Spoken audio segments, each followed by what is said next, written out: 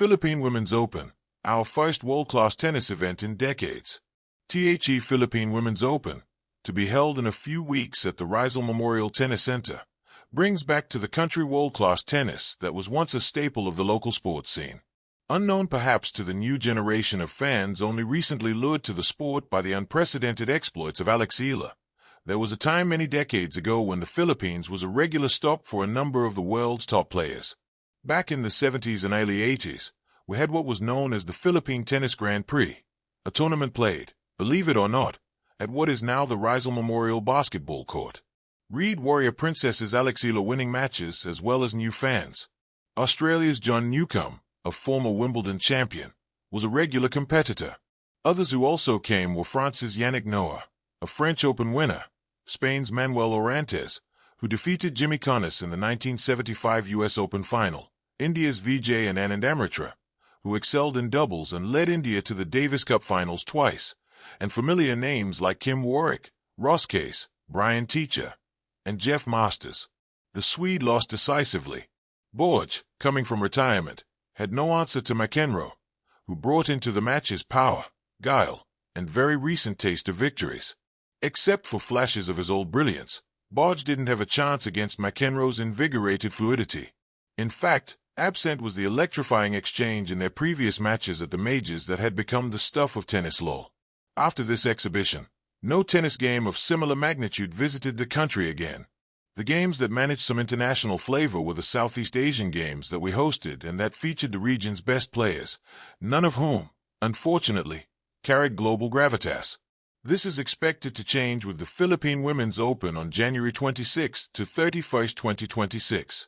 Although the event will not showcase any of the top 40 women players in the world, this being classed in the 125 category or the lowest in the WTA. Tops is the Grand Slam, then the 1,000, 500 and 250 levels. It is nevertheless a worthy jump from, well, nothing. Also, we still expect quality tennis, with many strong women players aspiring for ranking points, a number using the event to reclaim visibility, and several more viewing it as a bridge to access higher levels of competition. Alex Ila will be the focal point of the tournament and the main reason why we are having this event. The total prize money is $115,000, put up by the Philippine Sports Commission, PSC, and supervised by the Philippine Tennis Association, PHILTA. The event is wholly a PSC initiative, and to make it happen, a multi-million peso renovation of the Rizal Memorial Tennis Court was packaged to meet the exacting requirements of the WTA, the world's ruling body for women's tennis. Ila's presence, however, is in limbo. The 20-year-old Filipino star's appearance is out of the hands of the PSC and PHILTA because of the unfortunate circumstance that our local event overlaps with the Australian Open. In the latter, Ila is in the main draw, placed there by her ranking of 49th in the world. Her first game on Philippine soil as a rising star, therefore, depends squarely on her Australian Open journey, the year's first tennis major, where she enters as a decided underdog but where, as she has shown in a majestic run at the Miami Open where she beat 3 major champions, she may well upset bigger tennis stars.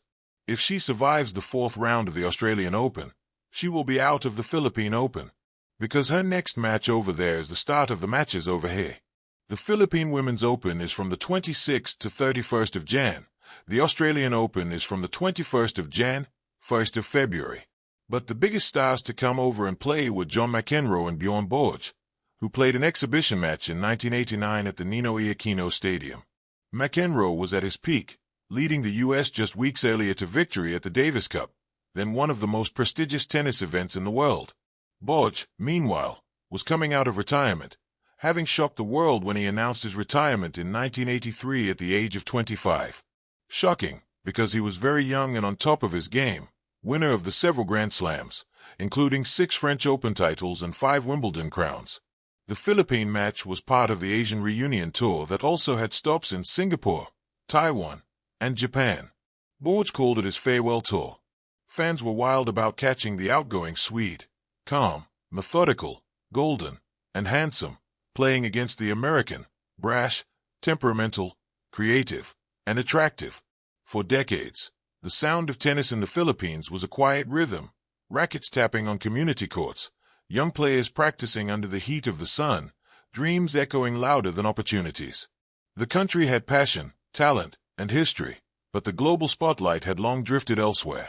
Then, at last, came a moment that felt like a powerful serve down the center line. The Philippine Women's Open, the nation's first world-class tennis event in decades. This tournament was more than a competition. It was a statement, a declaration that Philippine tennis was ready to return to the international conversation, not as a nostalgic memory, but as a living, evolving force. A long wait for a grand return.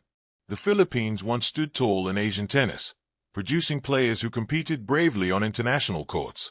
Yet as years passed, world-class events became rare visitors to the archipelago. Infrastructure challenges, limited exposure, and shifting priorities pushed tennis into the background, overshadowed by sports with louder followings. Still, in schools, clubs, and dusty courts, young girls continued to play, serving not just balls, but hope. The Philippine Women's Open arrived as an answer to that hope. After decades without a major international tennis event, the tournament symbolized revival. It told aspiring players that the path to the world no longer required leaving home to be seen. The world was finally coming to them. Women at the center of the court.